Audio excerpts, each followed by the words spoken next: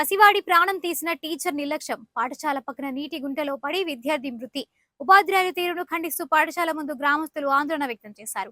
భద్రాద్రి కొత్తగూడెం జిల్లా దమ్మపేట మండలంలోని అర్లంపేట ప్రాథమిక పాఠశాలలో విషాదం చోటు చేసుకుంది. 2వ తరగతి చదువుతున్న తోలెం వరుణ్ ప్రమాదవశాత్తు పాఠశాల సమీపంలో ఉన్న కాలువలో పడి మృతి చెందాడు. కాలువలో పడిన కొద్దిసేపటికి తోటి విద్యార్థులు గమనించి గ్రామస్తులకు సమాచారం అందించగా అప్పటికే విద్యార్థి మృతి చెందాడు.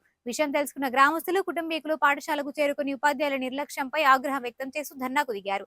పాఠశాలలో ఉన్న విద్యార్థులు బయటకు వెళ్లినా పట్టించుకోలేదని, ఉపాధ్యాయురాలి నిర్లక్ష్యమే విద్యార్థి మృతికి కారణమంటూ పాఠశాల ముందు రోడ్డుపై బైఠాయించి ధర్నాకి దిగారు. దీంతో రోడ్డుకి ఇరువైపులా భారీగా వాహనాలు నిలిచిపోయాయి.